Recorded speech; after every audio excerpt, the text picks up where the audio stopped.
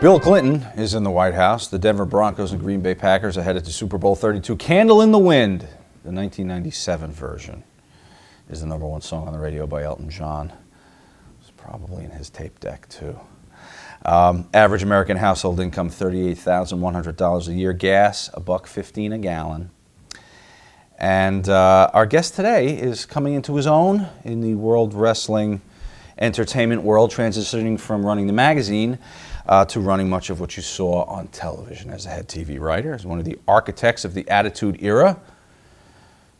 It's my pleasure. What will be heard at home when I say one of the architects of the Attitude Era? Will there be jeers? Will there be people taking issue with that? Will there be people saying, but Vince was the one who, McMahon was the one who? I don't know. I got Candle in the Wind on my mind. You're still singing? Okay. All right. It's Vince Russo, and we're having a little bit of fun. We're going to have fun talking about 1998. You remember it? Luckily, you caught me at a great time because with my podcasting now, I'm going back and looking at the shows, and I started like right at the end of 97. So a lot of what we discussed might be fresh on my mind, which is great. Excellent. That podcast, of course, available at VinceRussoBrand.com. That's good.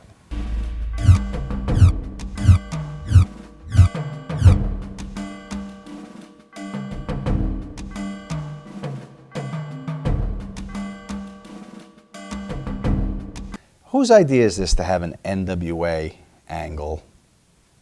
Okay. The truth, we tell the truth here, right? I can handle the truth. The truth is, at that time, the booking committee consisted of myself, Vince McMahon, and Jim Cornette. This was the early movement of the Attitude Era. And in those creative booking sessions, myself and Vince McMahon were going one way, which was really the start of the Attitude Era. Jim Cornette was still in his roots, still the old traditional school wrestling. So to be honest with you, there were a couple of things going through my mind at this time, and I'm shooting straight and being totally honest. Number one, I really wanted to make Jim happy. And I knew if we did an NWA angle with Jarrett and Wyndham and rock and roll, I knew Jim would be in all his glory. I knew that would make him happy. However, I had an ulterior motive, and I'm going to be completely honest. I knew it wasn't going to work. So with me, it would have killed two birds with one stone. It would have made Jim happy. It would have appeased Jim. And it was my way of showing Jim, I'm happy to try this. We can do this. But I'm telling you, it's 1998 and this is not going to work. Because in my mind, if Jim saw the crowd response with the angle and that old school style traditional wrestling, and he saw it and heard it with his own ears, then maybe he would kind of understand more or less where I was coming from and where Vince was coming from at the time. So it was designed for a reason, and those were really the two reasons. Well, what's the resultant discussion with Jim when it doesn't go over? Well, Jim's, he's just the kind of guy that he would not admit to it not going over. And he would also believe in his heart of hearts, he would honestly believe that in time it would have gotten over. But, again, it's nothing against Jim. It's nothing against that style of wrestling. Let's face it. The wrestling business got to that point based on that type of wrestling. And greats like the Rock and Roll Express, the Midnight Express, Barry Windham, greats like that. But this was a different time. And, it just was not going to work in 1998. Is this something that now Vince McMahon is willing to go along with for the same reasons you are, or is he just kind of saying, "Oh, look, you two guys work it out"? How involved is he in saying, "Okay, let's do an NWA thing"? That's a good question. I mean, he didn't fight it. And I think he was kind of on the same wavelength I was. We wanted to show Jim the proper respect, but we really had to take him, dragging, kicking, screaming, punching, into the year 2000. So I think Vince was looking at it the same exact way I was, where, listen, we're not going to sit here and argue with you. This style is not going to work in 1998, and we're willing to show you it's not going to work.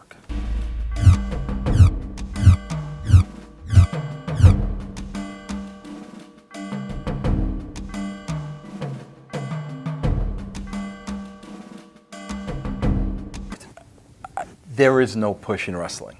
There is absolutely no such thing as a push. I could tell you during this time. Maybe there's pushes today. Maybe there were pushes prior. During this time, there was no push. This was an era in time where every single week we were listening to the crowd. And by that, I mean, people forget that I was writing the Raw shows prior to being an on-air character at WCW. So one of the things, that I really used to my advantage that was so valuable to me was to actually go out in the arena and listen to the people, because they dictated what they wanted. In conjunction with that, you had your numbers. We had ratings, and there was a science to the ratings, and we literally had minute-by-minute ratings. So when Steve was in the ring, you saw what the rating was doing from 901 to 902 and 902 to 903. So a big part of our success was we let those ratings dictate the show, because those were the only real facts that we have. And when those ratings told us we want Austin, we gave them more Austin. When it told us somebody wasn't working out and maybe they would change the channel, we would slowly put the ratings dictated the show. So Austin was, without a doubt, the guy back then, based on the response of the fans. What did you think of having the three faces of Foley competing in the Royal Rumble? Well, I mean, obviously, that was, as a writer, that was just so entertaining to me. And the beauty of that was, I mean, let's face it, how many other people in the history of wrestling would have been able to do that? So it's a situation really where it's almost like a once-in-a-lifetime situation, right, with one of, the greatest performers of all time. So, I mean, that was a gift. What was your favorite persona of his? I have to say probably Mick Foley, because Mick could just be anybody at any time, and he went into Cactus and Dude Love and Mankind. I mean, with the snap of a finger. But Mick himself was unique, and Mick himself was the genius that was able to pull the just the puppet strings of all these characters.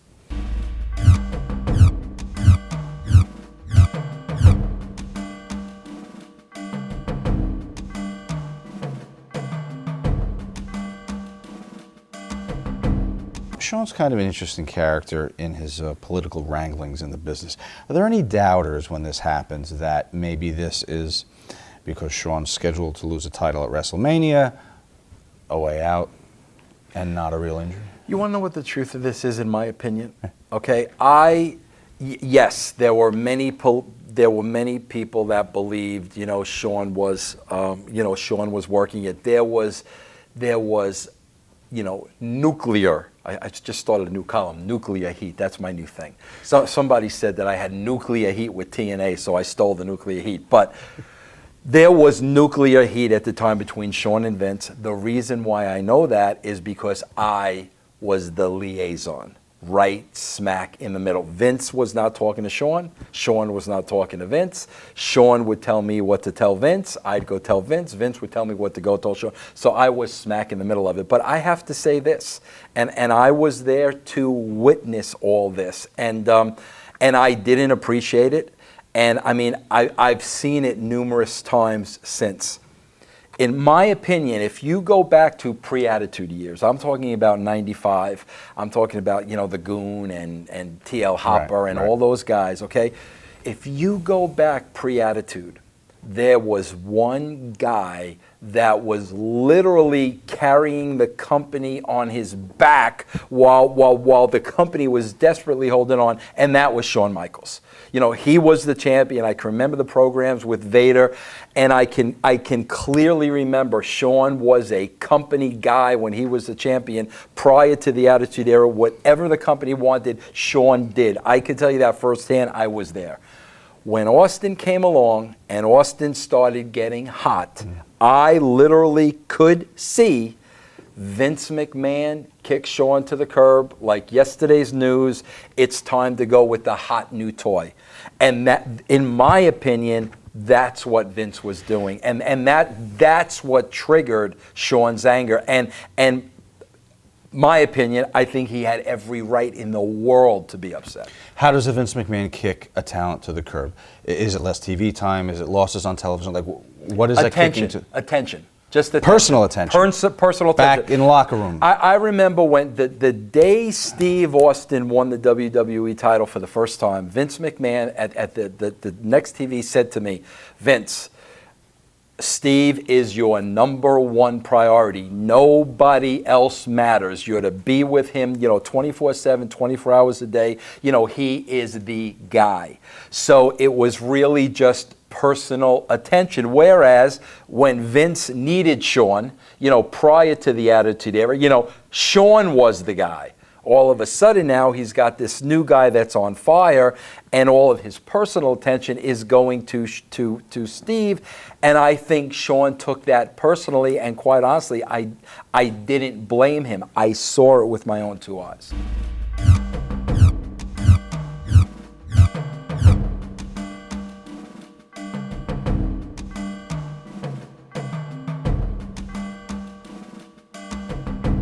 How's the deal made to get Tyson? I mean, where does this begin? How do you get him before the competition does? This was 100% the genius of Vince McMahon. You got to remember, at the time, Tyson was barred from boxing because of the Holyfield situation. In Vince's strategy was, they will pay to see Mike Tyson on pay-per-view. If they can't see him in the boxing arena, they will pay to see him in a wrestling ring. Yeah. And he was absolutely dead on. And I mean, I don't know how much Vince spent for him. I'm sure it was a pretty penny, but I tell everybody this who asks me. This was the official start of the Attitude Era. Without Tyson and without Vince, making that decision, I don't know if things would have folded out the way they did. Now, I'll tell you this too, and a lot of people don't know this.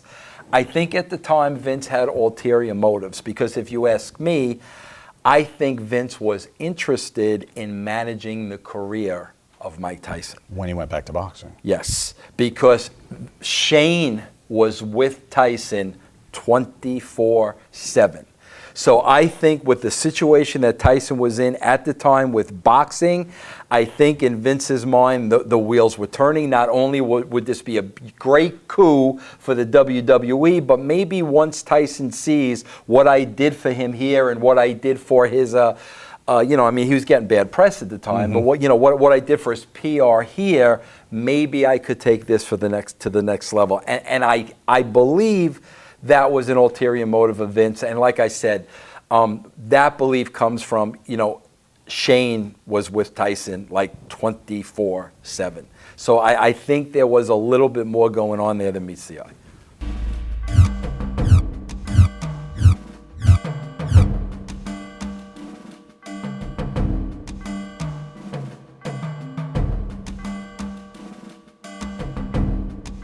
That was my idea, because I remember during the week, like, USA was starting to have some problems. So I was like, you know what, let's use this to our advantage. And I got to tell you, I think that was one of the better moments of the Attitude Era. Is this something Vince is on board for right away, or do you need to cajole him a little? 100% on board. Does he have the same vision you have for the way the company has to go, or did he need a little bit of convincing, big picture-wise? Well, see, that's tough to say, because no matter what I say, nobody believes. Vince really didn't. If you know Vince McMahon, you cannot give him a white piece of paper and he's going to write you a wrestling show. He can't do that. That's just not one of his gifts. He's not capable of doing that. How it worked literally was I would write, the entire show and hand it to Vince. This is where I always say, and I give him all the credit in the world, and like I said, my detractors out there, it doesn't matter what I say, they don't want to believe it. This is the genius of Vince McMahon, and I've said this a million times before. I would write a show with my blood, my sweat, my tears, dotting my I's, crossing my T's, because I'm writing the show, and while I'm writing it, I'm saying to myself, I can't leave any holes in this show because Vince will find the holes. So I have to sit here and write a flawless show before I presented it to him. So I would put all my energy, the hours, the days into the show. I would finally hand it to him. Now Vince would take the finished product. He would go through the entire format, and he had a way, and he used to call it the nuances. He had a way of picking out like just little things of in every segment, making a little tweak to it, and if it were a 7, it were now a 10. And I used to sit there like so frustrated, like why didn't I see that? It got to almost be like a competition because I wanted to write a show where he couldn't change anything. But I realized the genius of Vince was when you handed him a show, he saw things that other people didn't see. With his experience in the business and his dad before him, he just saw things that the average writer would not see. And that was the genius to me. But no human being can bat 1,000. So there must have been things that he came back to you with, of course, that were great, but then other ones where you went, oh, no, I don't think you get what I'm doing here. Were you able to voice your displeasure in his changes? He never changed it. I mean, people... Or suggestions, whatever the vernacular is. People find that like so hard to believe in. Listen, man, Ferrara's out there. Like anybody could ask Ed Ferrara. Vince really didn't change the show. I mean, he never said, no, we're not going to have this match. No, we're going in this direction. He never did that. What he would do, I think he understood the effort that Ed and I were putting into the show. I think Vince knew that. Keep in mind, the ratings are climbing this whole time. So Vince was smart enough to, I'm not going to screw with something that's working. So that's why I say, he took our shows and, he used the tweaks here and there to make it the best that it could be. But as far as rewrites or, just Xing things out, that just rarely happened.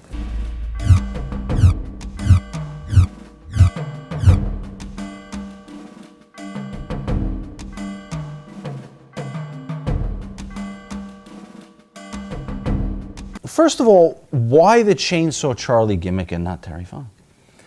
This is just another great story. Okay. Cornette was pushing to bring Terry Funk back because Jim Cornette loves Terry Funk, as we all do. Mm-hmm. I love Terry Funk, man. As a matter of fact, in this show, I had to look it up. He does a moonsault. Not this one. Might have been the one before, but he did a moonsault off the top. I had to look it up. He was 54 years old at the time. And I was like, that's incredible. Yeah. So everybody loves Terry Funk. Okay, so Jim Cornette was trying to get Terry Funk on the show. Listening to the conversation, I think there was some heat back in the history of Vince McMahon and Terry Funk. Whether it was over pay, because remember the Double Cross Ranch and all that. He did his run here. There was something there where like Vince didn't like jump at the chance to bring him in, right? So I remember Jim pitching, and this is a perfect example of where Vince and I was headed and where Jim was. And listen, I don't say this to rip Jim. If Jim were here, this is the story. Me and Vince are right in the Attitude Era. Jim's still doing his Memphis stuff, and he wanted to bring in Terry Funk. So he suggested the idea of putting Terry Funk in a box and leaving him ringside the entire show, and people are wondering, what's in the box, what's in the box. And I remember this like it was yesterday, because you don't forget a quote like this. And this isn't like to poke fun. This is one of the greatest quotes of all time. Jim sat there and told me and Vince, anybody who comes out of a box is instantly over. And like we just had to, I mean, that's priceless. I mean, if I could make that up, I should be a Hollywood writer right now. So Vince took that, and for some reason, I think he wanted to take away from Jim that we're going to use Terry Funk. And I think, like I said, there may have been a back history where there was a little heat with Terry Funk. So Vince came up with the idea of, okay, we'll put him in a box, but it's not going to be Terry Funk that comes out. It's going to be Chainsaw Charlie. Now, Cornette was he could not even believe, Terry Funk is Jesus to Cornette, so he couldn't even believe Vince was suggesting this. I'm sitting there realizing I think this is the stupidest thing I've ever heard in my life, Chainsaw Charlie, but I'm also picking up the vibes from Vince and the stuff that he's saying, that there's more here than meets the eye. Remember back in the day when Vince made Dusty come out in the yellow polka dots? Sure, of course. To me, it was like that kind of a moment. Right. So I really didn't say anything, thus Chainsaw Charlie. Vince comes up with the name. He has the name Chainsaw Charlie ready and all that. Yes. Terry goes along with it. Well, if you notice, because I noticed this when I went back and watched, Terry goes along with it.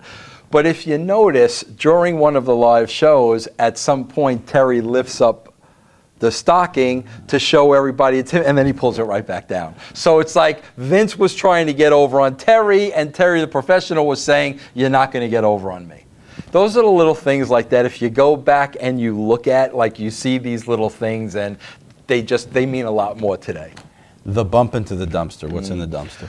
I got to tell you this, too. I'll tell you a couple of things. Well, first of all, if you look at it closely, because I just looked at it the other day, you could see it's lined with black plastic garbage bags. That's because underneath it on all sides and the bottom was protection. Right. Okay? But I could tell you this is another thing I remember. Very rarely would Vince really work with a talent. I did a lot of that. I did a producing. This was a segment, if you go back and you look at these shows, the New Age Outlaws were just starting to get over, okay? And this was one of the segments, this one and I believe the following week, Vince was really hands-on with Billy and Road Dogg. He was out there producing this himself. And I think part of that too was, and again, when I'm wrong, I'll say I'm wrong. When we were talking about, DX and everything, we were forming DX together, the idea was the NWO was kicking our backside at the time. Vince turned around and said to me, he goes, I don't understand it. He goes, we have the talent here, and they're a lot younger. Okay? So we already had China, Hunter, and Shawn as DX. And, Vince said we need to, expand that group. And he came up with the idea of the New Age Outlaws. And he said, Billy Gunn and Road Dogg Jesse James. And I got to be honest, I looked at him and I'm like, Vince, they were not over. Those guys were not over. And I said, Vince, I don't see that. I mean, you're talking about Hunter and Shawn and China. And, these guys were rockabilly, the roadie. I don't see that combination. But he goes, no, he saw it and he believed in it. And I think it was the fact that, I kind of told him I didn't think it would work, that he kind of made this his own. And he started producing those guys. I think this was the most that I ever saw Vince work with anybody. He really started producing Billy. He really started producing Road Dogg. So he had a lot involvement in those scenes. Okay.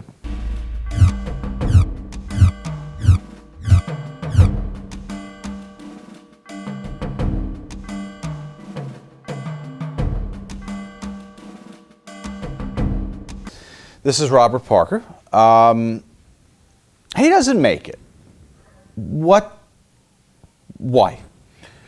Again, I think it's a transition. It's really cool to go back and look at the time you're talking about now, because honestly, we're starting to feel our way into the Attitude Era. And I'm telling you, those numbers that we got every week dictated the direction that we were going in.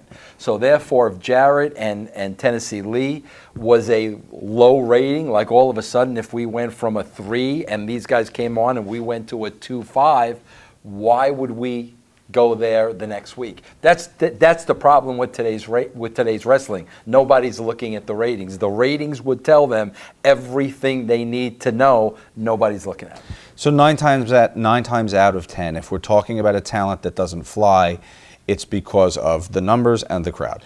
The beautiful thing about Vince, and listen, I got to tell you, I ran into this outside of Vince McMahon and Ed Ferrara. I ran into this with everybody I ever worked with when it came creative. And I'm talking from Eric Bischoff to Jim Cornette to Jerry Jarrett to anybody I ever worked with creatively. A lot of times my frustration used to come because I would sit in a room and you're hearing everybody's opinion. And I would sit there and I would say, your opinion doesn't matter. My opinion doesn't matter. All we have here is the documentation of the ratings. This is all that matters. Right. And even Vince, he was not, I want to push this guy, I want to push that guy. I don't like this guy, I don't like the guy. Vince was not that way at all. The numbers were dictating. And when you look at it, that really made our jobs easy. Right. That's why today I don't understand why that's been thrown out the window.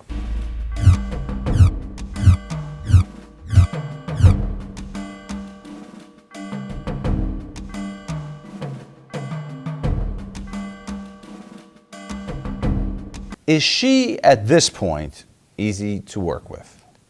Absolutely. I mean, without a doubt. Listen, man, I was so smitten with Sable that I could not even look her in the eye.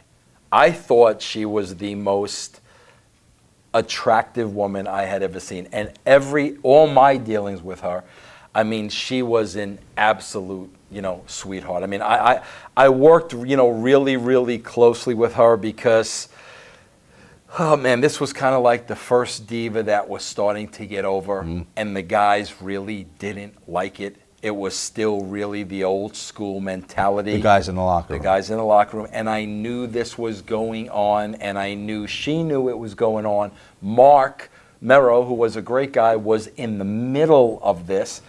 Me, I hate to say it, but all I cared about was the ratings. And if Sable was drawing, whether the guys in the locker room liked it or not, I did not care. So some of what we hear about her being difficult and not easy to work with and whatnot, is it safe to assume some of that comes from guys in the locker room that were just uncomfortable with her getting over? Well, I could tell you right now, my run with her in the Attitude Era, and she left before I did, I never had one single issue with her whatsoever. Now, I don't know if they're talking about the later years. I know she went back and spent some time there. I don't know that, Sable, but there was not a single issue with her when I worked with her. But not with you, but did you witness her, cuntiness? I witnessed the biggest names on the WWE roster in Vince McMahon's ear, and they did not like the fact that she was getting over. And I witnessed that. And like I said, I really didn't care because all that mattered was how many people were watching Monday night. Right. How does your involvement on camera come about here? Is it just because you're working with the magazine that you present her the award? That's a good question. I don't remember. I mean, it was a blatant magazine plug. I mean, we wrote it to plug the magazine, right. But like my part in it wasn't really the reason for it. It was just a magazine plug, and I was the editor of the magazine. This is a good point in time to talk about the magazine and what your responsibilities were with WWE Magazine. I was still in charge of the magazine while all this was going on, so I had a dual role. I mean, I was running two magazines, the WWE magazine and the Raw magazine, and I was writing the television with Vince. With Vince, I was involved with the magazine and head of the magazine to the day I left. So the whole time that I was writing television, I was doing the magazine as well. What's your staff consist of for the magazine? How many writers do you have? Oh gosh. One full-time and one freelance. So you're doing everything. Yes. I mean, there were times where I wrote every single thing in that magazine. Yes. What about layout and stuff? Well, that we had people You had do other that, people but I'm do talking that. about the content. Yeah. There was an assistant editor, and there was a freelancer, and that basically was it.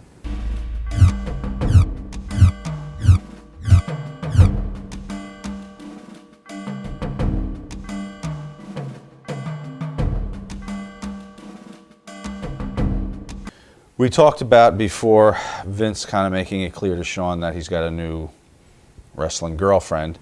Are you having discussions now with Vince about how we're going to have Austin carry the company? I mean, is it explicitly said that way? I'm telling you, again, based on the ratings, we wrote the television week to week to week. This was all planning. We know where we were going pay-per-view to pay-per-view. Okay. That was it. So we were always working towards the next pay-per-view. But as far as, 6 months from now, what's Austin going to be doing 8 months? We literally were going week by week by week, keeping our finger on those ratings. So you were totally flexible that if there was a shift in crowd sentiment, you could follow that. Absolutely. With the writing. Absolutely. The story goes that The Undertaker pulls Shawn Michaels aside before this match and tells him not to cause any problems in the ring. And he's saying this while he's taping up his fists. To assure that Michaels gets the message and there's no issues. Do you ever hear anything about this? I've heard that, but I mean, I don't know if that's Okay. true. And I did not see that. I did not witness that, but I've heard it. What's the reaction when Shawn leaves? Are there some that are happy to see him go? At that point, yes. And I think Shawn would be the first one to tell you, I would have been happy to see me go. He was not the Shawn Michaels he is today. He was under the influence of a lot of things. He was in a foul mood because of the way Vince was treating him. I think Shawn would have been happy to see Shawn go. This show is hugely successful from a financial standpoint, everything. Is this immediately apparent in the company? Is there jubilation that you guys did it with WrestleMania, or does that take a while to... There was never time for jubilation. People think I'm kidding. Like, we never stopped to smell the roses because there was always next week's show. So you could not stop for a minute. It was a runaway train. One thing I want to tell you about the WrestleMania match that was always interesting to me. Because remember, Shawn went into the match with a severe back injury. Mm-hmm. And I remember after the match, Shawn laid out on the floor in the locker room, and his parents were over him. And I mean, he was really selling the back. I witnessed that. The thing that always puzzled me, and I don't know if Shawn would come clean now. If asked, I bet you he would. But the one thing that always interests me was I never knew, is Shawn really hurt? Is Shawn work? Is Shawn a little hurt? I never really knew. But I'll never forget, watching that match, there was one specific spot in the match where Shawn kipped up. And I watched that and I said, there is no way in the world. But then again, the other side of me was like, well, listen, if your adrenaline is going 100 miles an hour in front of a sold-out WrestleMania crowd, but I'll never forget watching and seeing that kip up, and I was like, there's no way. But again, that was just one thing I always remembered about that.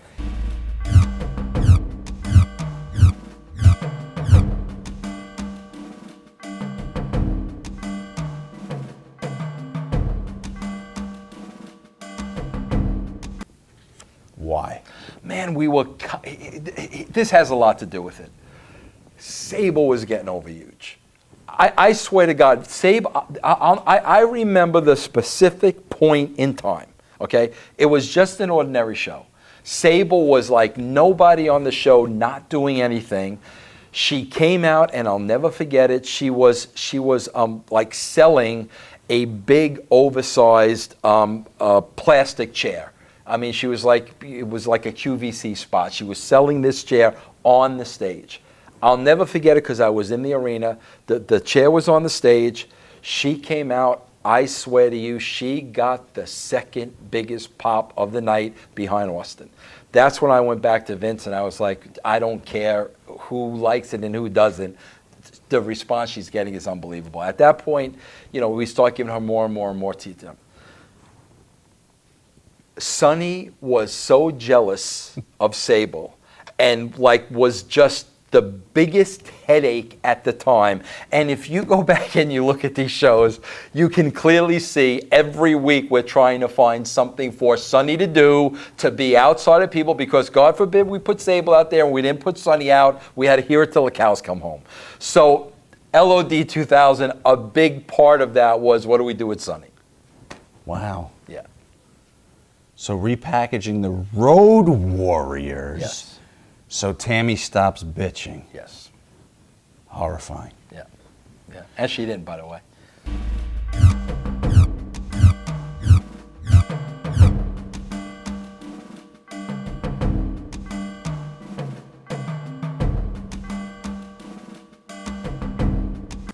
This is the beauty of it, because you will know I'm not lying about this, okay? The more money you gave Pete Rose, the more he'd do. It was literally that simple. Like, I'll do this for this. You want me to do that? What? Okay, I'll do that, but that'll cost you this.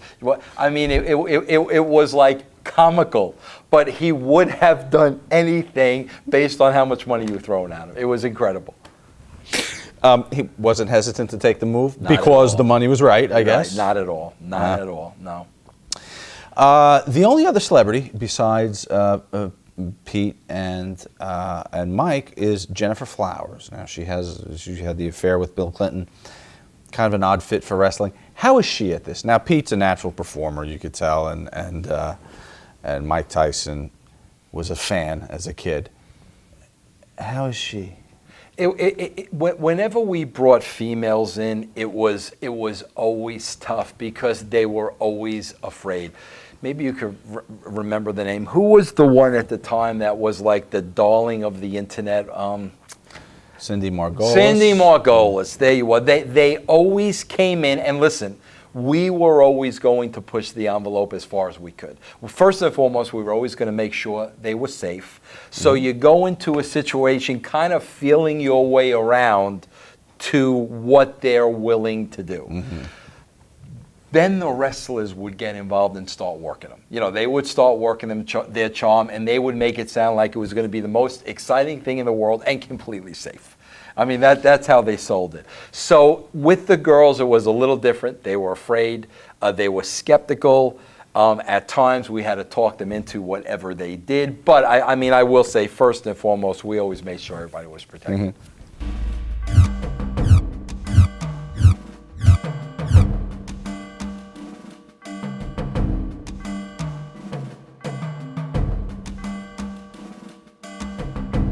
Is Hunter ready to step out of Sean's shadow now and be the head of the group? I think Hunter is, and nothing against Hunter, but what a huge shadow. I mean, right. I got to tell you, man, in going back and watching this stuff, I swear, the more and more I watch this, listen, we know about Austin, we know about The Rock, the height of the Attitude Era would come later. But when I look at Sean and early DX, I walk away from every show saying, you know what? He was the best one on the show. I mean, Shawn Michaels was incredible. And, it's funny because, you watch Shawn back then. You have to compare him to Seth Rollins today. You have to. They were both great workers, both about the same height, the same weight. But man, when you put Shawn Michaels up against the Seth Rollins, it's like watching Robert De Niro and Bullwinkle. I mean, it just is. And Shawn was just that good. So I think Hunter was ready, willing, and able. But man, he could have fallen flat on his face because Shawn was just a megastar. Waltman's return here. Are you surprised that Bischoff lets him go? Because it's just a natural that he would. Have you met Eric Bischoff?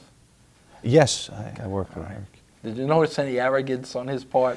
Like there's a door, don't let it hit you on the ass on the way out. Well, I think he's softened in his current age. I have to ask JBL. I don't know. Yeah. He talked to him more Yeah, recently no, than I. that didn't surprise me at all.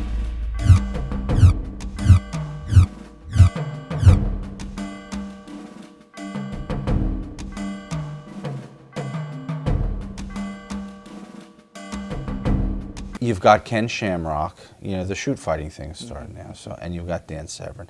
There was no comparison on how over one was over the other. Why?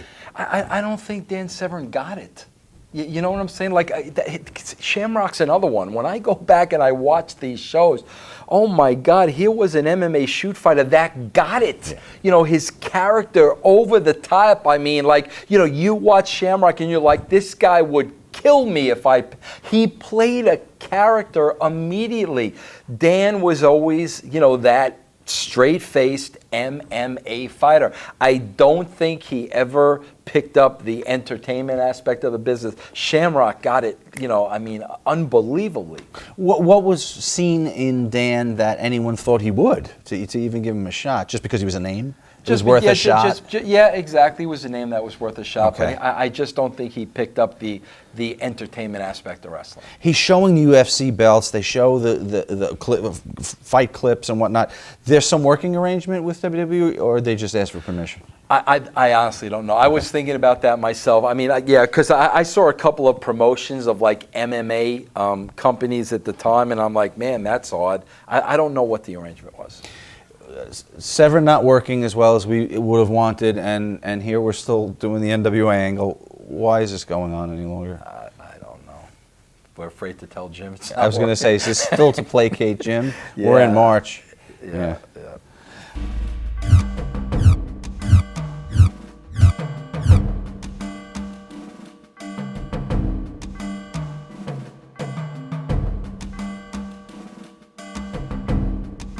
Vince and Austin worked well. You have workers that work well individually, but then you've got some that are magic when you put them together. Why were they so great together? God, man, I guess, you know, just two of the greatest performers in the history of wrestling. And I think so much that had to do with it was, you know, let's face it, how many blue-collar workers in the world were living vicariously through Steve Austin? How many people would go to work every day, absolutely want to kill their boss, so every time Austin went out there and cut the promo on Vince, he was speaking to them. But my point is, I think the audience had a lot to do with it. I mean, when those two were in the ring and cutting a promo, and those people in the arena were just rabid, that has to bring you, if you're at a 10, that has to bring you a 12, feeding off that crowd and hearing that excitement. And here's the sad thing. There are people on the WWE roster right now, like, that don't even hear the crowd, like, that have no idea how to play. I see it every week. They don't. They're so focused on trying to memorize their lines. Are they told to do Yes, this they now? are. Yes, they are. Okay. Absolutely are. It's not on. They don't write the show. Right. They just perform the show. But where Vince and Austin, you know, they are 100% playing off the people. If Vince is saying something and he hears the people getting hot, he's going to stretch it out. And I mean, they were just unbelievable performers. Had Vince been itching to get into the ring? I think he was, but he would deny that and say absolutely not. But I think without a shadow of a doubt he was. Were you nervous at all that he wouldn't be able to pull it off in the ring? That he wasn't going to be able to in pull the it ring? off? No. I wasn't. My nervousness was that he was going to hurt himself because he was going to go out there and be absolutely nuts. Not that he didn't know what he was doing, but that he would try to go above and beyond and maybe try to do some things that at that point his body wasn't capable of doing. That was my concern for him. Not that he couldn't pull it off. I didn't doubt him for a second. Take me to Tuesday afternoon when the ratings come in. I got to tell you, it was like another day in the office. Yeah. It really was, because it was the success of the Attitude Era was, like you just said, this week, 83 weeks, It was a 4-6 to a 4-3. All we care about on Tuesday is we want next week's show to be better than last week's. I mean, that's always what it was. We want next week's show to be better. So I regret now that we didn't stop and smell the roses and we didn't stop and enjoy it more. But when you're, live every week, 52 weeks out of the year, there literally is no time for that. There's no private moment with you and McMahon. I'm telling you, there really wasn't. Okay. I wish there was. Yeah. The Stooges debut. Sure, we got a bonus. Where's my bonus when we beat them after 83 weeks? I'm sure you got a little bit of a raise this year. You go from magazine to head writer. I'm sure that entails something.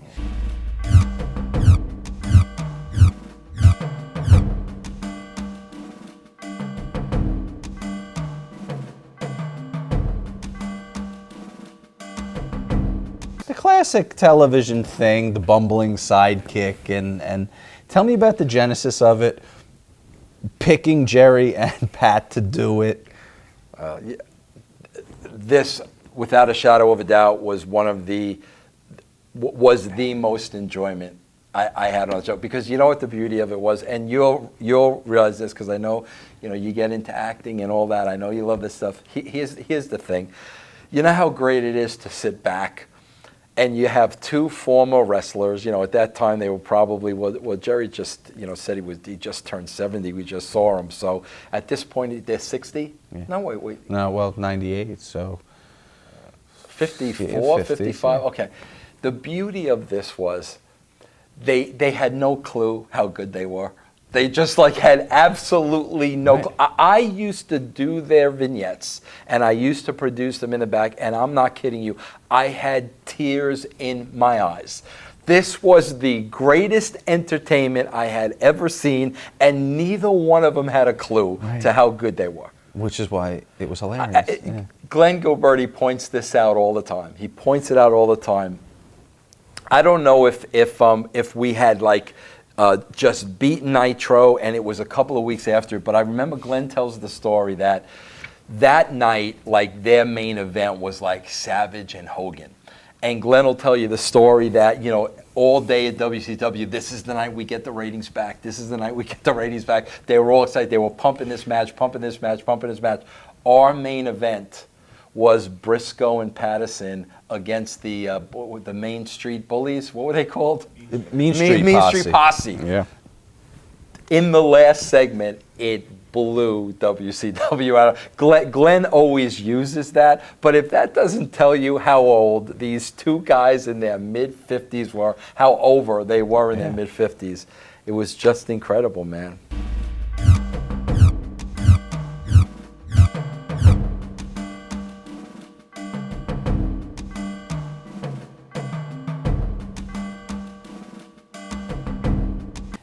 Was he close to signing, or was this just a ploy? No, I think there was a lot. I think Cornette was talking to Flair. I mean, they've always been good friends, and I think there was a lot of talk between Cornette and Flair at the time. I was not involved in this, but I remember hearing about it. So I think there was a possibility that he was coming over. Are you told, as a writer, to maybe get something ready for tomorrow night if this happens? No, it never got to that point. Okay. No.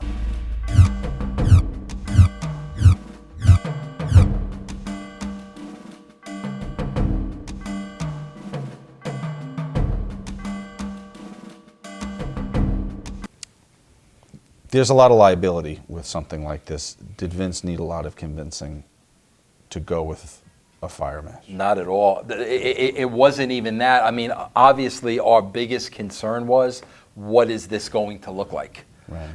Listen, man, and I'll say this right here, because I'll get beat up for a lot of things. Okay, I'm not going to get beat up for the electrified cage at TNA. That was not my idea. But I remember I was away from TNA for a while, and the day I came back, Jeff and Dutch are talking about this electrified cage.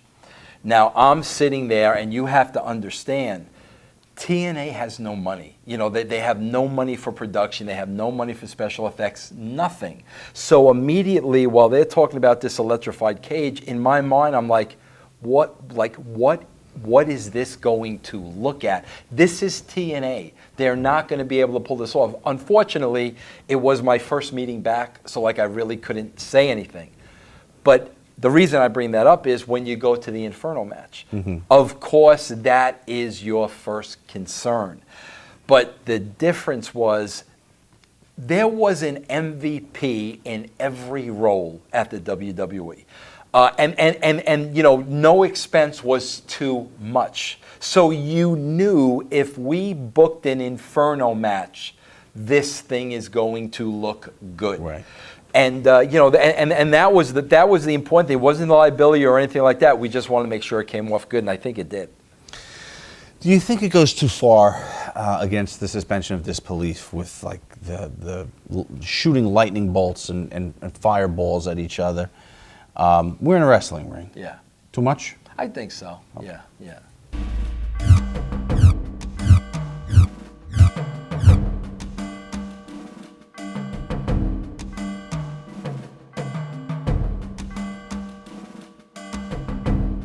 All right. Where do you get a tank? This is one of my favorite stories. I was just telling you about money. There was a guy, and you could read my first book, Forgiven, and I'm not plugging the book. I want you to read about this. I literally almost dedicate a chapter to a guy by the name of Richie Curtis. Richie Curtis was a magician by day and the gimmick guy at the WWE, you know, at night. And whatever you wanted, whatever you needed to get done, Richie could do. And also Kevin Dunn was a big part of that too. So like this is a thing where like whatever I asked for, it didn't matter the amount of money, it didn't matter what it was there. We needed an expensive sports car to fill up with concrete. It was going to be there, right. No questions asked. So I'll never forget. I'm writing this DX Invasion. And I literally, for shits and giggles, I say, you know what? I'm going to write down that DX pulls up in a rocket launcher. I'm literally entertaining myself saying, there is no way. So sure enough, you know, as always, Vince goes through the script is finalized, it gets sent to Kevin Dunn, because they would go over the show, they need this, they need a gimmick chair, gimmick tables, blah, blah, blah, blah, blah. So the show goes to Kevin Dunn, nobody says a word. Right? So I'm already planning in my mind, okay, what's going to be plan B when we get there, right?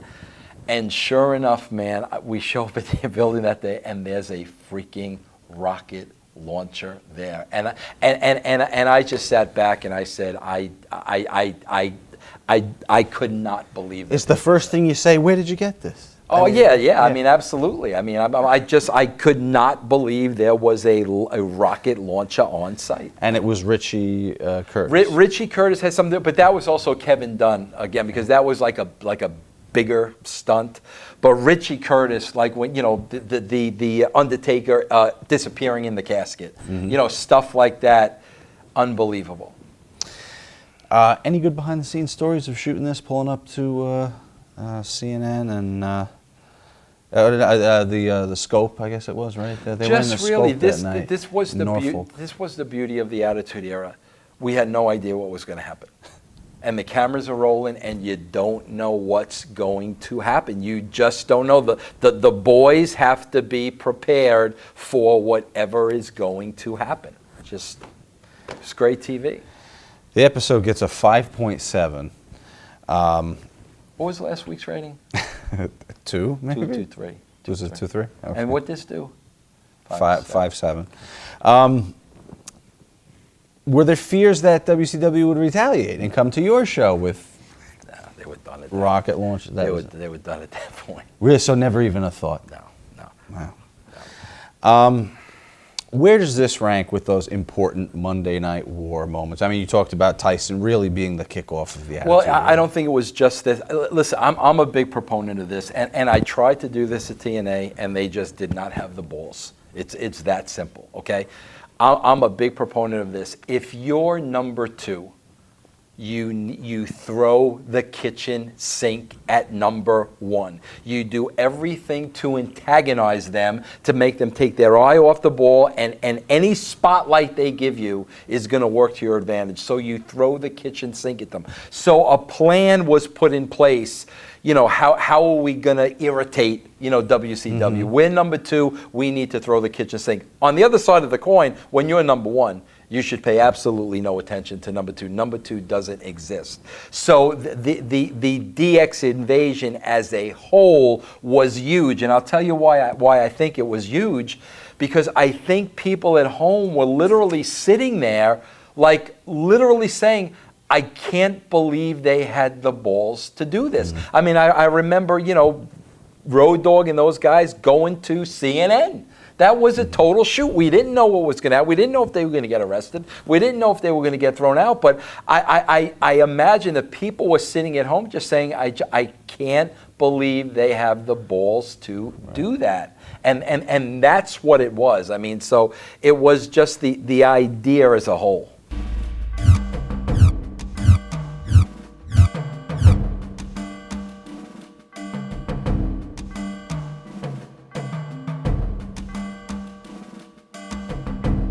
What place was Chyna in back then?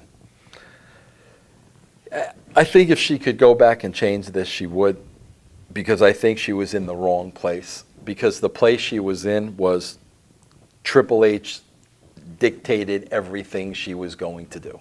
So, like, you didn't even have the conversation with Chyna, you had the conversation with Triple H. And then it just went back to Chyna through him. Yes, yes, yes.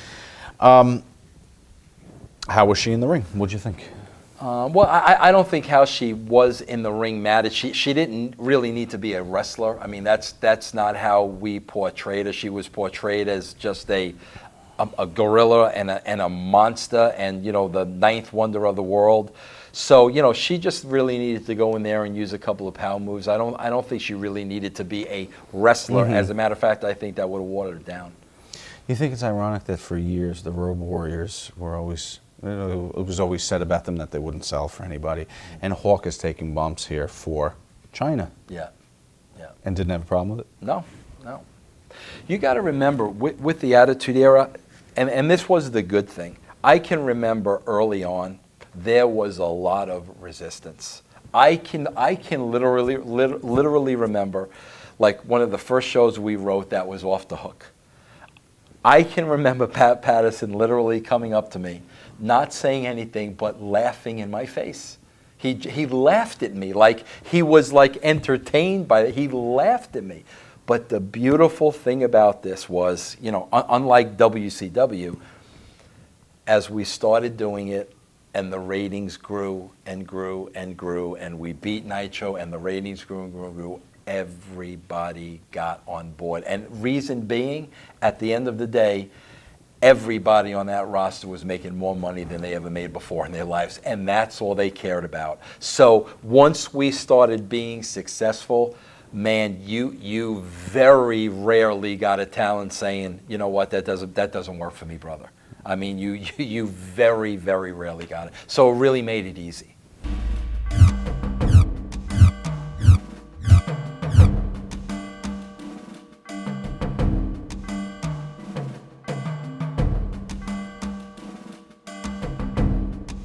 Talk to me about working closely with Vince McMahon.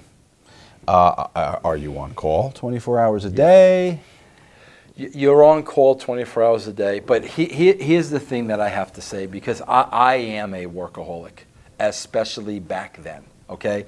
So yes, I was on call 24 hours a day, and sometimes it really did suck. My children were small at the time. I literally can remember being in movie theaters with them on a Saturday afternoon. There's no way you could not take his call.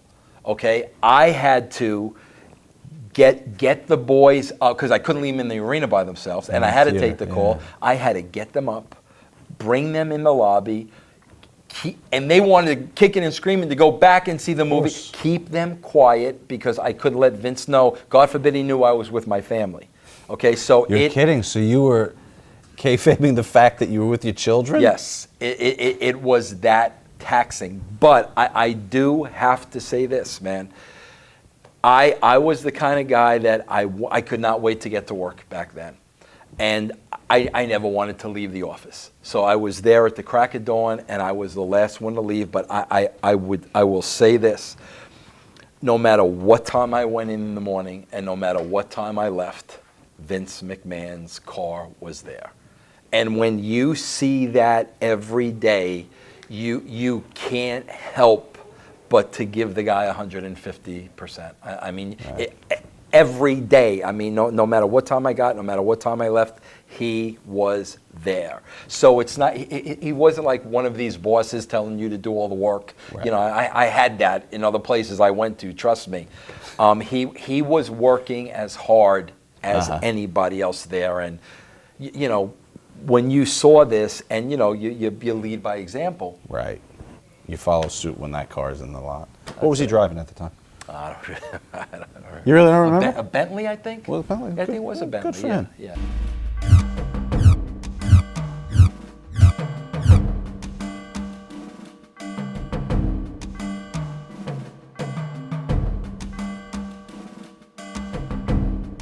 Is there any reaction internally from Vince to this TV angle? We'll call it an angle. He was showing up. No, it was me and him alone at his house. You can't listen. Vince McMahon's ego is bigger than this room.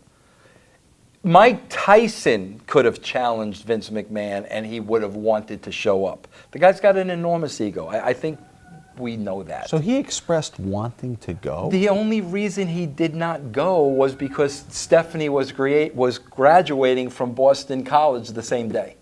The same exact day Stephanie was graduating from college. That was the only thing that prevented him from going. How would that have played out? Who knows? Who knows? What is he saying to you? He was pissed off. I mean, you got to know Vince. This was challenging his manhood. You do not challenge his manhood. So whether it was a work or a shoot, the fact that Eric went out there and did it on national TV, Vince is not going to look like a pussy. Right. So he would. I mean, he would have been there if it was anything else but his only daughter graduating college.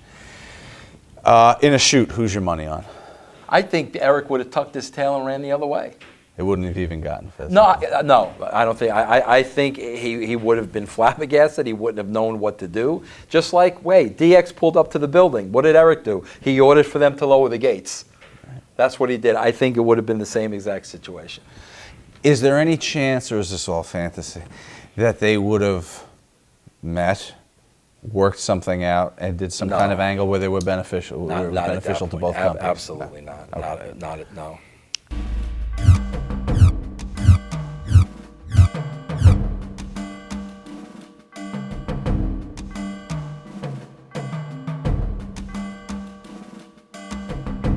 What did you think of the head gimmick? I loved it. Yeah. I loved it. Yeah, I mean, I was the one. Keep in mind, he was there before his Leaf Cassidy. Yes. And then like he didn't get anywhere. And like I know Vince didn't think highly of him. And then literally one night I was flipping through the channels. We flipped channels back then. And I saw heads being thrown into the ring. And I was like, oh my God, this is phenomenal. So I went back to Vince and said, listen, I know, Al wasn't one of your top stars. But this gimmick he's doing at ECW is gold. So, I mean, I encourage Vince. Was there something personal between him and Al? No, just that he was, mid-Carter. Okay. Vince, like, when you worked with Vince, like, all he cared about, and from what I understand, it's the same way today, is, like, what are the top guys doing? Like, all he wanted to know was, like, what's Austin doing? What's Rock doing? Everybody else on down the card, that was for us to worry about. He just worried about the top guys. So mid-card is on down. I mean, they were just replaceable. What was the company's relationship with ECW at this time? I don't know what it was behind my back, but I'll tell you what I do know that really, really bothered me and pissed me off. And this is why I don't look at Paul Heyman the same way that a lot of other people do. Okay, I don't know what the situation was. I know Bruce Pritchard was involved because he was friends with Paul E. and he somehow brought Paul and Vince together. Okay, I was told one day by Vince that we have a working relationship with ECW. We're going to give them some of our guys. when we want some of their guys, all we have to do is call Paul, and he'll let their guys come over. Okay, I'm like, okay, fair enough. Now, Vince never watched ECW, didn't know anything about NCW, didn't know any of the workers or anything. Okay, so now I was watching, ECW, and the first guys I had my eye on were the Dudleys. I thought, Devon and Bubba, I thought they were absolutely phenomenal. So I went back to Vince. I said, Vince, there's these Dudley guys. I think they'd be great on our show. Vince went to Paulie. Paulie came back and told Vince, I'm sorry, but they're not interested in coming to the WWE. I'm sitting there saying, bro, come on, man. Then it happened a second time with a second talent, and it may have even been out. I don't know, but the same thing. Vince, we got to get so and so. Went to Paulie.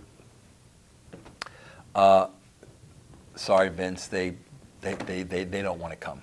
Okay. All the while, he's accepting the talent that you're sending down there. Absolutely. So now what happens is, we just met the gentleman in the dining hall a couple of hours ago. Okay. A third party approached me and said, Vince, the Dudleys want to come to the WWE. It was like a deep throat. So the deep throat put me in charge with the Dudleys. So now I knew these guys wanted to full bore come to the WWE.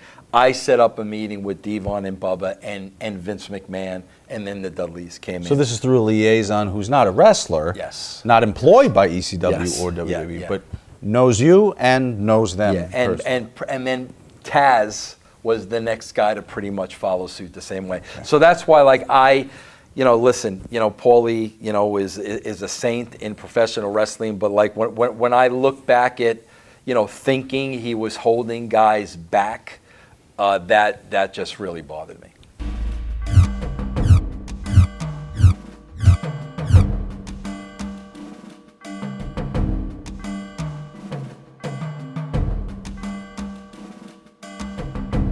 First of all, how this would work is, a guy would be training to become a wrestler. When they thought he was ready, because from the wrestling aspect, when I would get the call, it was time to, okay, Vince, you need to sit down with him and you need to come up with a gimmick for him.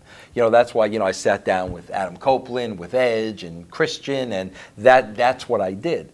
So, I got the call that Sean Morley was ready.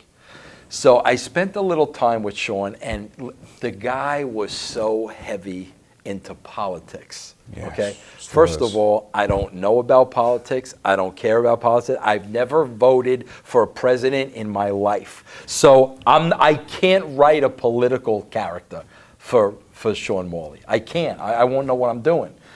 So the more and more I'm spending time with him and I'm looking at him, I just come to the realization that this guy just looks like a porn star. I mean, that's all I could draw out of it. He looks like a sleazy porn star. So I remember going in Vince's office and, what did you meet with Sean Morley? Yeah, what do you think? And I said, Val Venus. And I mean, Vince. Where's the name come from? Well, Venus, right. But, Venus, what rhymes with that? Right, okay. That's it. Simple. I'm a simple-minded man. Okay. I remember Vince called him on the phone right there. I mean, because that's how much he loved the gimmick. Right there, Sean Morley was all on board. Here's the thing about Vince, man. That just I could tell you so many instances like this. So prior to Val coming in, we're doing a whole bunch of vignettes. Okay, at that point, remember, the money's no object. Right. We get the hottest going porn star at the time, Jenna Jameson, okay, to do the vignettes with Val Venus. Right. We're at Bruce Pritchard's house. We have Jenna Jameson in the tub, in Bruce Pritchard's tub, in his house, both of them buck naked. We got Jenna Jameson buck naked. And this is the only way that would ever happen at Bruce Pritchard's house. Probably. Yes. We should make that very clear. Let's make that very clear. Yeah. So we shoot all these vignettes with Jenna Jameson. She was the hottest porn star at the time. I'm excited. Bruce is excited. I go back and I show Vince these vignettes with all the expense and all the work and everything involved. He kills every single thing that Jenna Jameson is in because he thinks she's ugly. And like I was just beside myself. Like You must have paid her a fair amount of money for this. yeah, and the things she did was just like, but yeah. But that Val Venus is the one guy out of my entire career in the wrestling business that was more over than anybody the first time he came out in the arena.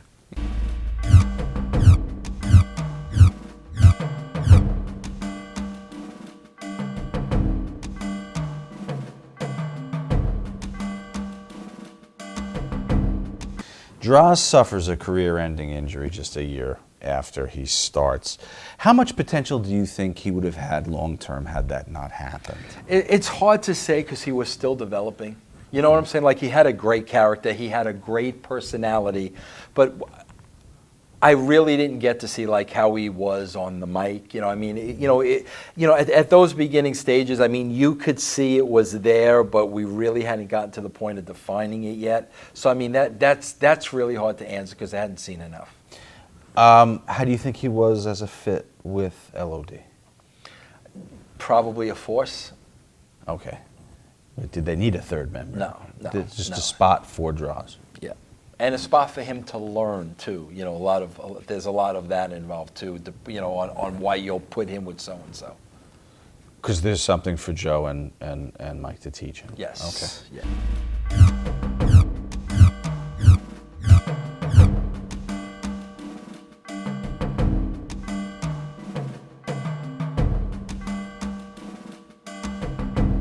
I got to tell you a story about the Whack Pack. First of all, since 1983, I am a Howard Stern mark.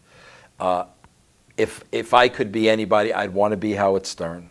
I wish I was doing what I wish I had his career. That's what I would have wanted to do.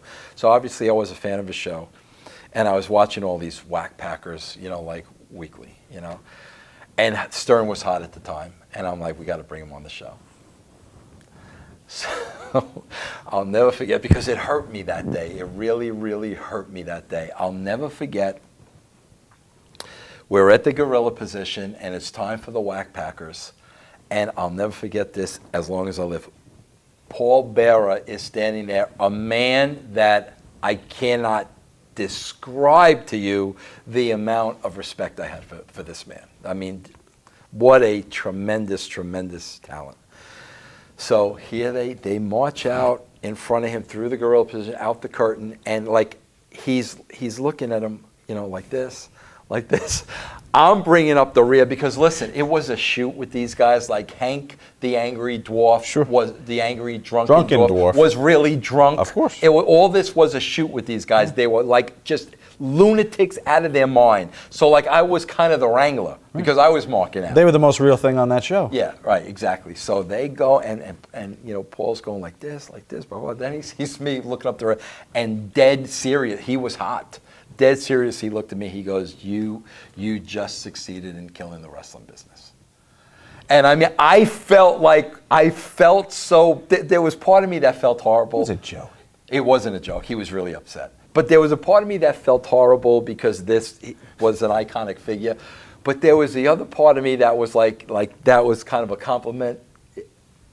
Because I knew the success of Stern, I knew the success of these characters, and I knew, you know, Paul wasn't from the East Coast. He didn't get the whole thing, you know. Right. And it was confirmation that new direction was not a fit with the old world, like Paul probably was.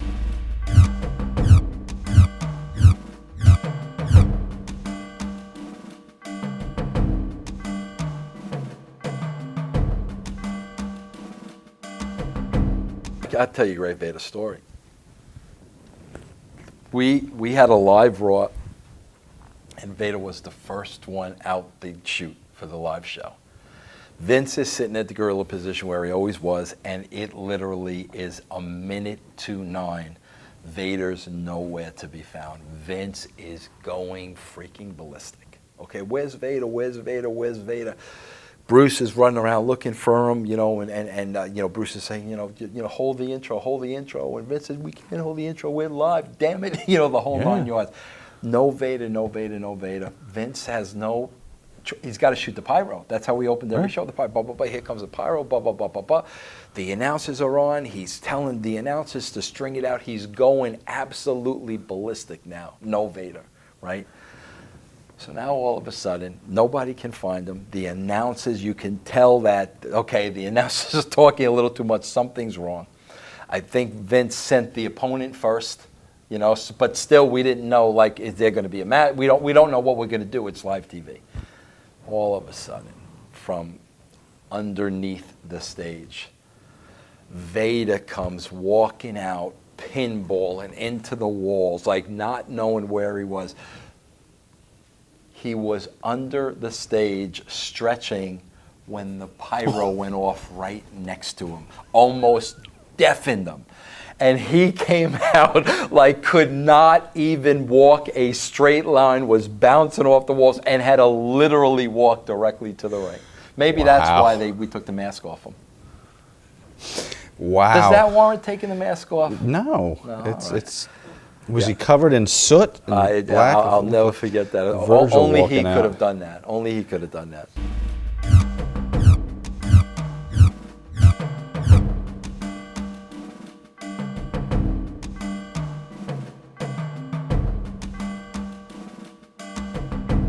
Was there a locker room reaction or a company reaction to hearing this? Well, there's a reaction to every time it happens, man. It's such a tight-knit group and a tight-knit family, and, so many people, worked with them. Mm-hmm. There was always, a reaction. It was every time something like that happened, man, it was so hard to go out and perform. But, at the end of the day, you realize with this tight-knit community, you have to justify, well, that's what he would have wanted. So it's almost like you go out there and you do the show in his honor and in his memory. Had you ever met him? Yeah, I did. I actually spent the car ride with JYD probably back in '91. Okay. Yeah.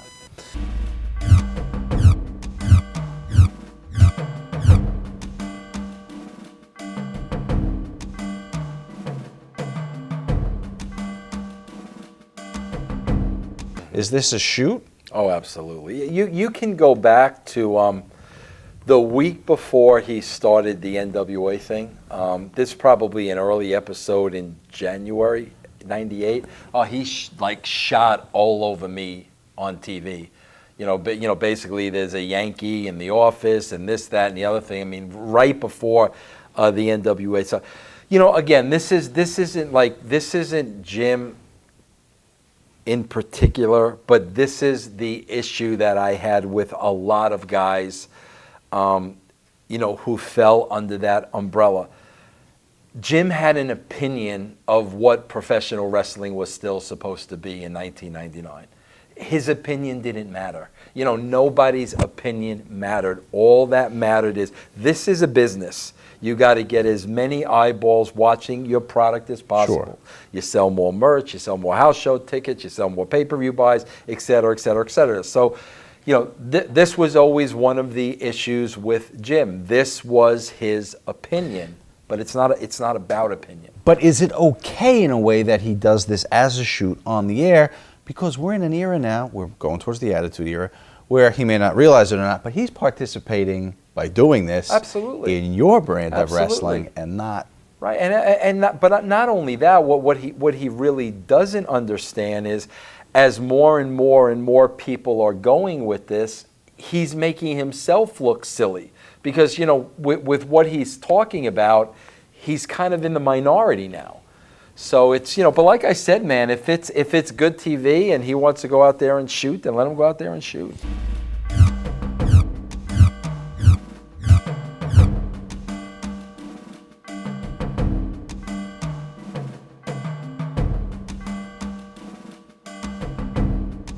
What was his gimmick originally supposed to be? Was he supposed to be part of the Brood right away? Did you have something else in mind? Originally, and I think even Adam doesn't understand this. Originally, remember the girl was doing the voiceover on his vignettes? You heard a female voice. Okay, yeah. Originally, he was not. He was almost supposed to be a Tommy character, like not talking. You didn't know if he was a mute. You didn't know what the situation was. So that was the idea of bringing him in as this cool character, almost like a Tommy type character that did not talk at the beginning, and then we were going to eventually, turn him into the character that he became. But I guess then with the, once we had Gangrel and once we had Christian and knowing, that picture of the three of them looking together, that's how it transformed into the Brood.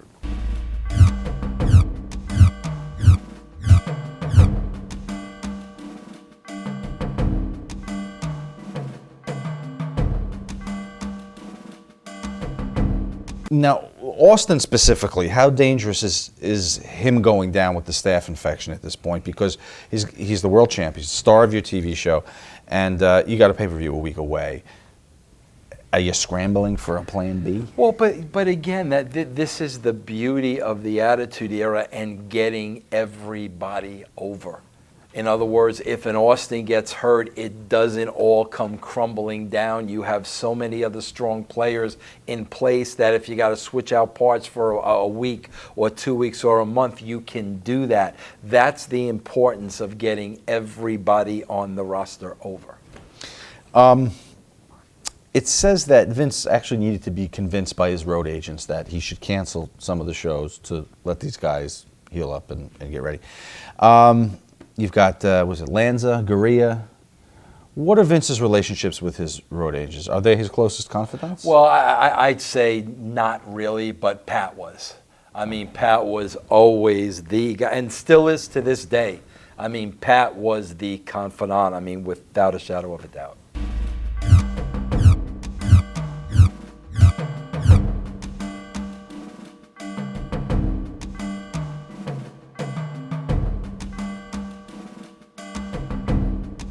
A, what's your reaction backstage?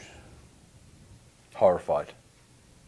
Literally horrified for his well-being. Is it kind of like a universal gasp in the room when this happens? Yes. You guys rush to the curtain, or you still watch the TV? We're right behind the curtain at the monitor. When he comes through after the match, because he obviously continues, is he coherent? Is there anything noticeable that maybe he's been knocked a little loopy? I just had him on my show, and I told him this story because he didn't even remember it. I'll never forget, I'm sitting at the gorilla position. They wheeled him back, on a gurney. There was a guy at the WWE that, I don't even know what you would call him, but he took care of the guys and put them back in place. His name was Francois. The French guy, right? Yeah, the French guy was a character within himself. Francois was there on the scene. They're wheeling him back. Francois over him. I went along, okay? So now Francois gets him alone in the back room, and it was Mick, Francois, and me. And I remember Francois left to go get something or whatever he had to do, and it was just me and Mick. And I'll never forget, man, his teeth was like through his lip. Yeah. He just looked about as bad as anybody could look, okay? And I'll never forget, I'm worried to death. I don't know if anything's wrong with him, if it's serious. I'll never forget, he looked up at me and he said, "Vince," he goes, "was it better than Sean's match?" That's all he cared about. That's all he cared about. And I remember my instinct was, are you out of your freaking mind? You got 2 babies at home. What do you I was hot at him. But that just tells you Mick's, all he cared about was wanting to top that Taker-Shawn match. Was he always planning to do this? No, the second one was an accident. The first spot. The one through the cage was the accident, but the one yes. off the top was planned. Yes. And everyone knew, the creative knew beforehand. Well, not creative, because at this point, when we go to the building, we tell them what the finish is. At that point, the talent gets together with the agent, and they lay out the match. So when I sit down to watch this match, I don't know what's in the body of this match. else. Would it have been Pat? Whoever was the agent of the match. Of that match, yeah, okay. Yeah.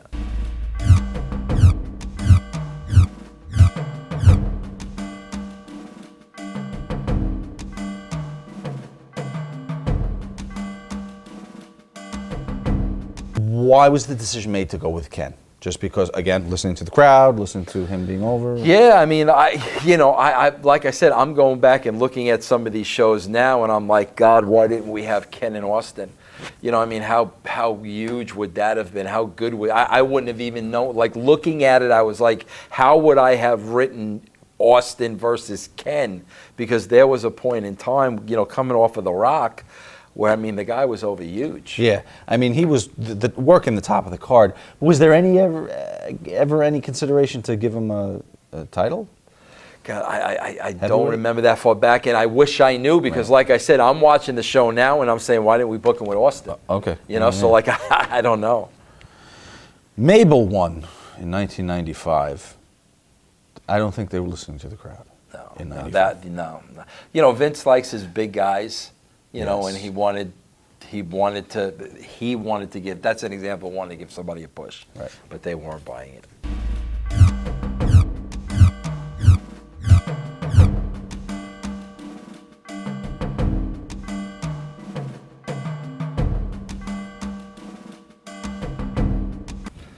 This comes from why I have heat with JBL to this day. Okay, I was in the back. It was me and somebody else, and I don't remember who it was, and JB started carrying on that he could take anybody in the company or in the locker room in a real bar fight, okay?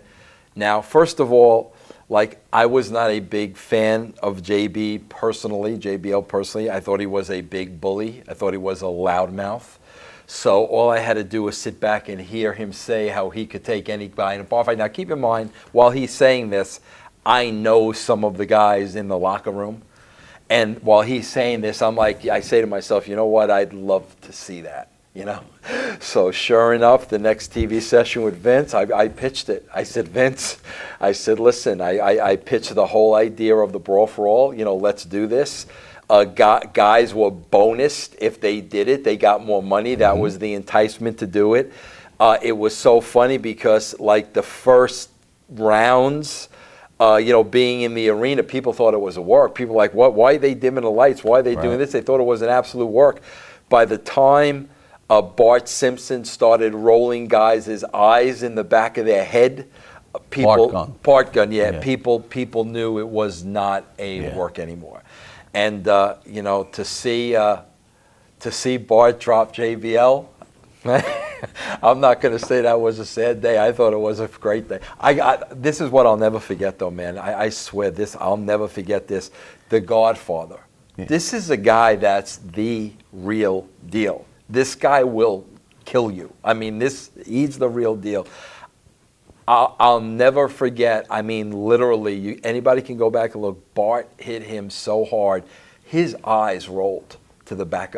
I never in my life saw anybody get hit that hard. Nobody in the world expected any of that from Bart Gunn. Nobody. He wasn't even on anybody's radar. Right. Is there a faction of wrestlers that are not participating in this that think this is taking up time on the show? Not really, because they want to see these. They want marks for it. Absolutely, yeah.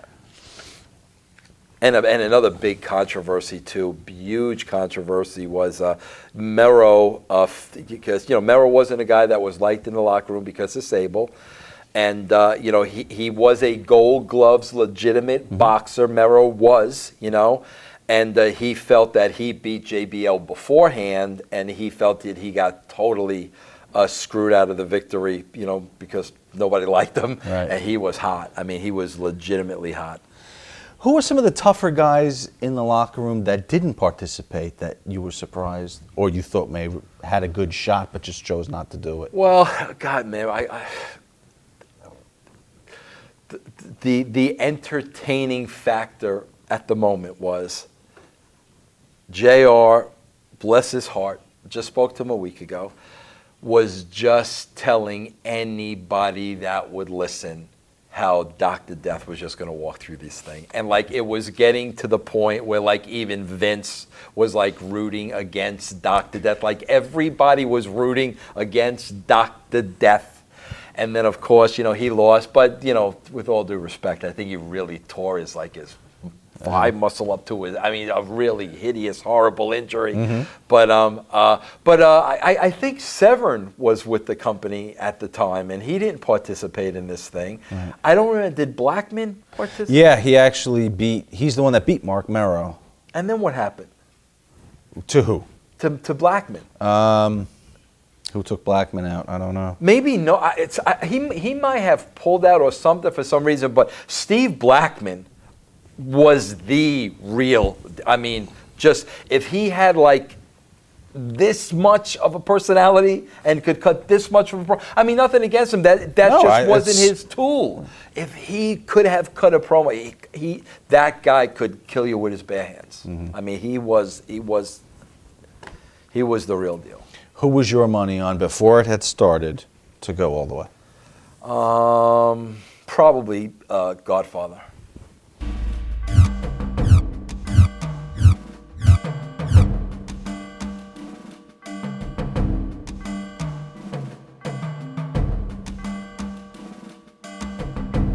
First of all, who's your favorite in that role? Oh, that Road Dogg made D'Lo Brown's career. I tell D'Lo to this day, and he admits that. Road Dogg gave D'Lo Brown a career that day. Any blowback for using blackface 30 years after it had become unacceptable? No, but here was the thing. Here was the thing.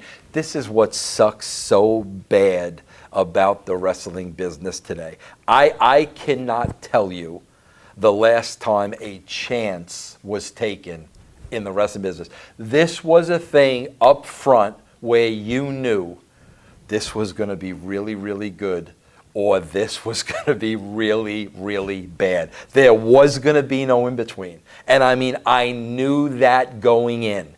But when they came out, I'm talking about from the locker room, mm-hmm. and they were made up, and I saw what they looked like, I felt good about it. Mm-hmm. Then when they were walking the ring and Road Dogg started the D'Lo head, I felt better about it. Then when they all started talking and doing the thing, I was like, thank God. That was a thing that was totally like them. Because like I said, it was either going to be great or it was either going to be horrible, and those guys knocked it out of the park. But now what about the Real Nation? Are they on board from Jump Street? And are they enjoying it when it's going on? Well, if they're not on board, they're not saying it. Okay. But I don't think there was any issue, because at the end of the day, it got the angle over, and in turn, it got them over. So I don't think anybody had an issue with it. Okay. The Mizark written on X-Pac's shirt. Story behind it? No, that was all him. Okay. That was not by design.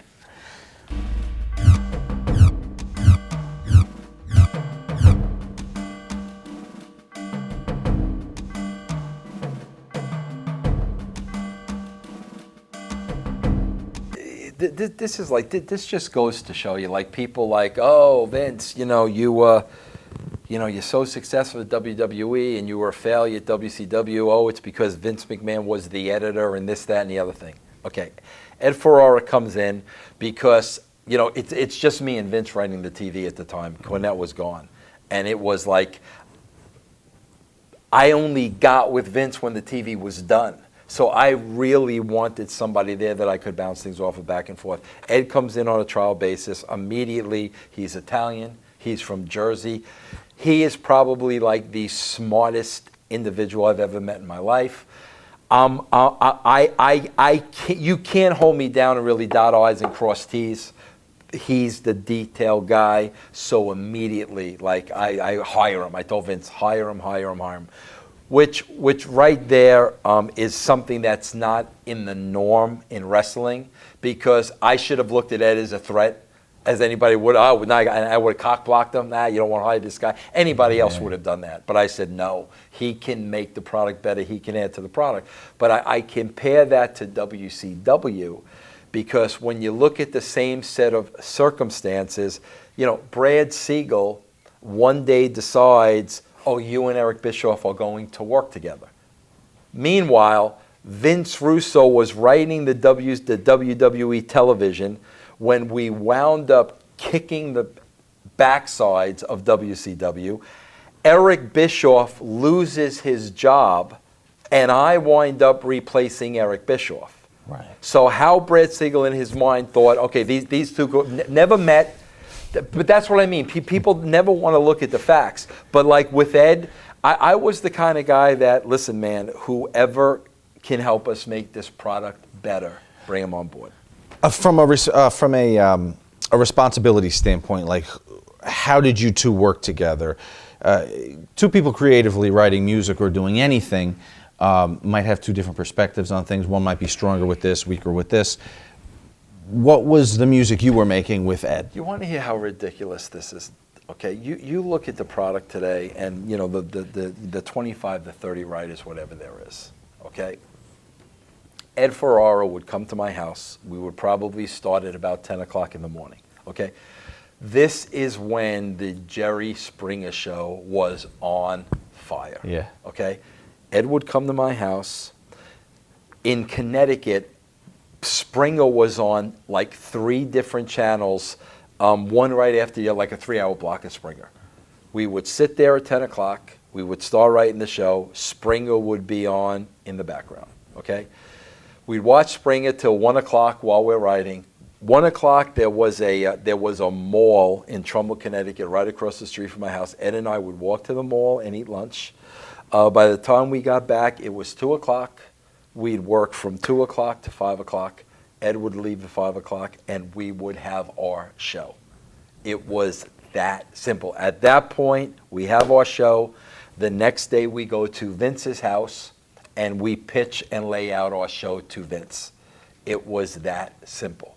How it's gone from that to 25, 30, whatever I have no idea in the world, but we were just two guys face to face, riffing back and forth, respecting each other's ideas, being on the same page with the same goals, and it worked. Vince obviously begins to see value in him too now and sees you two as a team. You become friends. Well, tell me one thing that Ed was 100% responsible for that we remember, laugh at, whatever. What was Oh man! What was an Ed Ferraro creation that you always admired? God, it's hard to say because I mean we really did work on everything together. He was a lot like Vince in the aspect that like I would throw something big out there, and then Ed at that point would kind of help, fine tune it and really create it to what it would become. So I can't think like off the bat of his idea or my idea. I mean, but that's how we worked.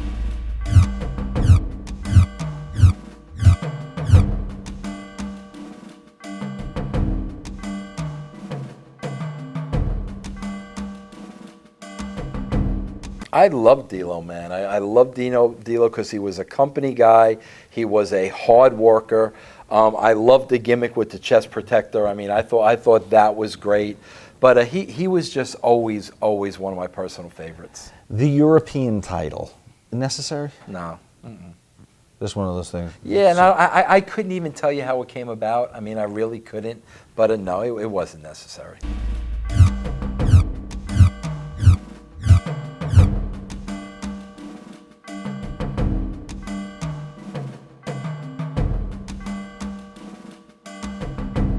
Is this a plant? Never. Never? Never. None of them? Never. Never. The guys thought when they would come back and they thought it was the greatest thing. It was never a plant. Just something that took off because they'd see it on TV the week prior, or they. Yeah, or that's been done at rock concerts. It's not the first time it was. But at a wrestling. But no, absolutely not. But no, it just. Imagine some of the women in 1985 at the. Yeah. Moolah Wendy Richter main event, pulling those dogs out. No, Holy but no, that Moses. was not they were never ever plants. Was that an ad lib, Hunter getting the first girl to do that. Probably, yeah. Yeah. Wow.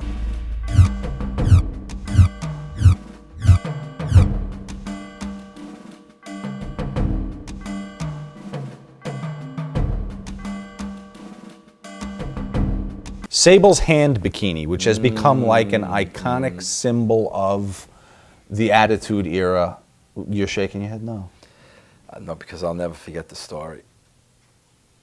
I think I was smitten with Sable, and I think Mark knew that. And I was close friends with Mark. And don't get me wrong, listen, I'm not the kind of guy that's going to say anything or make rude remarks or anything like that. Maybe you could tell it by the look in my eyes, like every time when I looked at her, she had these eyes. If you looked in her eyes, like you melted. It was that kind of a thing. It wasn't like, oh, I want to do Sable. It wasn't that. Okay. So I think Mark knew that. So it's the day of this big bikini contest. And imagine this now. I'm smitten with this girl. And he comes and finds me and says, Sable wants to show you her bikini. This is hours before in the locker room. So I'm like, okay, so he brings me to her private locker room, and it's just the three of us there, and she's wearing a white robe, okay? Can you imagine she opens up that robe and that's what I see? Can you, like, what could I possibly say? Do you play it cool? What do you think? I'm Ralph Crampton. I'm hum the hum the hum. How do you play that cool? I was so hot at him doing that for me. I was like, how can you, like, what am I supposed? Oh yeah, you look good, Sable. What am I supposed to say? But oh my God, when I saw that, I thought I was going to have an absolute heart attack. There was something. Listen, I know divas have come and gone. And I didn't even see any of Sable's second run. I didn't see any of that. But I've worked with hundreds and hundreds of girls in the business. There was just something about her, man, that... When was the last time you talked to Rena? You want to hear a funny story? I wanted her to come work at TNA, okay? So I got her phone number, and I called her on the phone, right? A guy answers the phone. I said, can I please speak to Rena Merrill? Yeah, who's this? This is, Vince Russo. I work for TNA, blah, blah, blah. Yeah. He puts Rena on the phone.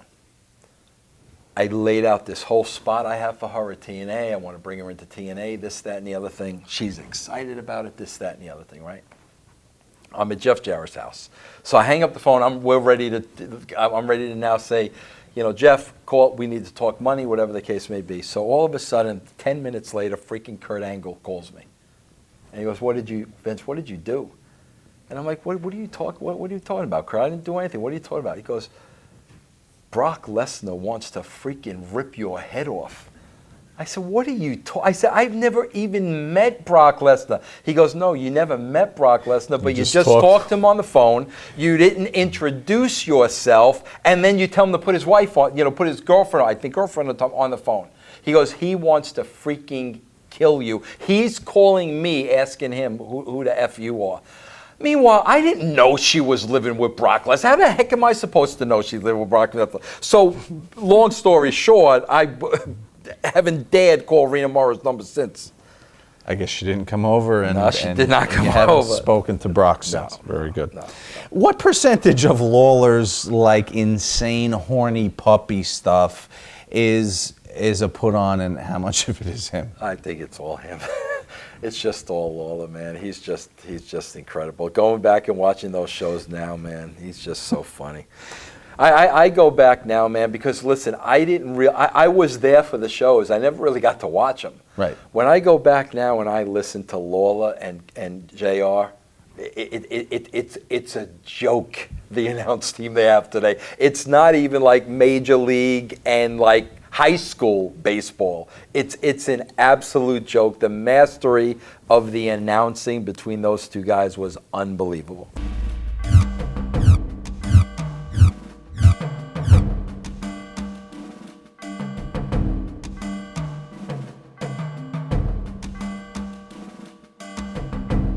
Who comes up with The Godfather and says this is the right thing for Charles? I think it was more Vince than me. Like, I don't think The Godfather was like a character that I came up with. It either came from Vince or it came from a conversation that Charles had with Vince. But that it did not. I mean, that was not one of my babies.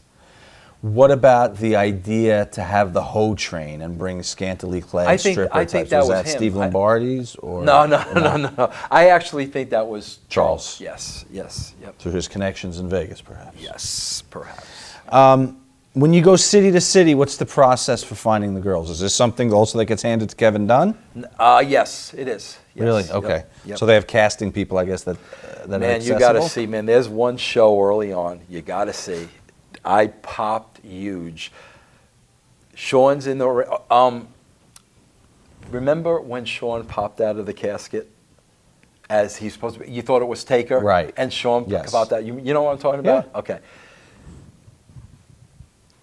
Sean was supposed to pop out of the casket with two hot chicks. Okay. He goes in the ring and he cuts a promo and he basically says, I was supposed to pop out of casket with two hot chicks, but they were absolute dogs, and I refused to do it, which I thought was just brilliant, and absolutely hysterical. First of all, nobody but Sean would have turned that down. Second of all, to go out and literally call these girls dogs was just, it was phenomenal. Classy guy. Classy guy. Any crazy stories with having these women backstage? I can't imagine. Not that I full of wrestlers. Not that I stuck my nose in, man. Trust me, Right. I stayed far away from that. Who might have been, if anybody had the proclivity to do so, who might have been the one that pursued the hoes the most in the locker room? Maybe gave them a lot of extra attention. Oh, God, bro, I think they would have been up for grabs, to be honest with you. With that whole crew? I think so, yeah. All right.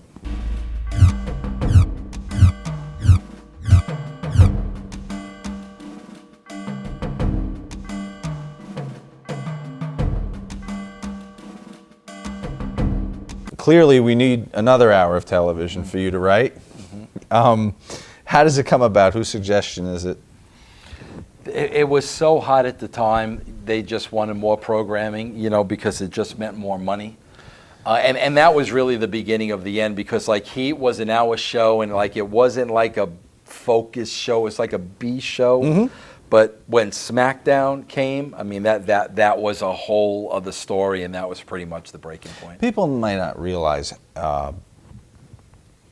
it's tough to write a 1 hour episodic television for a year, 26 weeks, and keep people coming back. Now you got to do 52 weeks, and now they're adding hours and hours and hours to this. Do you realize that there's only so much that you're going to be able to? The way we worked, absolutely, because we literally, I mean, we gave everything we had to write the best Raw we possibly could. So yes, the more you add, and we weren't going to water down the product. So the more you add, the harder it was going to be on us. Shane McMahon is on the show. How was Shane treated by the other wrestlers? Did they respect him, or did they see him as the boss? Well, here's another great story. His first match was against X-Pac. I don't know if you're going to get into that soon, but the thing was, he showed up at the pay-per-view and had a 26-page match written out for his first match ever. Shane. Like Randy Savage style. Yeah, and he gave it to Sean Waltman. So, that got around the locker room in a hurry. However, when he went out there and performed that match, he came in the back and people were like, holy. And it wasn't because it was Vince's kid. It was holy crap. So it did not take him a long time to earn the respect.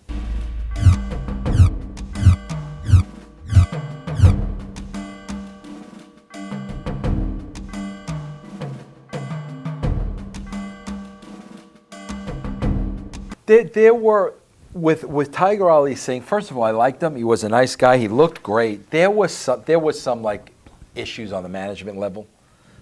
You know what I'm saying? His father was involved, and I don't know if it was a pay thing. There was something going on talent relation-wise that never really allowed us to continue pushing him. So it had nothing to do creatively with the character or his performance? There was something going on.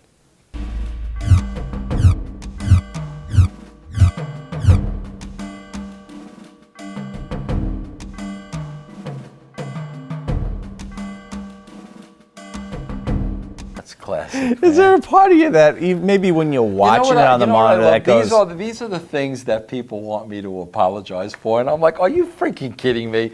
Are you kidding me, Choppy? I'm going to apologize for that? That's classic. In this case, Yeah. was this a little too juvenile? I Even think for you and Ed? I'm laughing right now. I'm 54 years old, for crying out loud. I think it's tremendous. Where did you find? Let me read Phil Mushnick's review in the New York Post of this. While there's no longer room for boxing on USA, the network recently added an hour of WWF programming at 7 p.m. on Sundays, family viewing hour. Recently, WWF on USA provided its youthful live TV audience with a castration angle, the details of which I cannot come close to printing. Choppy PP calls it Castration angle. First of all, where did you find Mrs. Yamaguchi-san? Can I tell you something? Somebody, I was doing one of my podcasts the other day, and somebody was putting over how gorgeous this girl was. Like, I didn't even remember the character at all. Really? So I have no idea. Mushnick is a name you're going to see a lot in the future with writing, being very critical of Vince. Is Vince very vocal of his hatred of Phil Mushnick? Man, I got to tell you, back in the day, like, we weren't even allowed to talk about the internet wrestling community, the dirt sheets, or anything.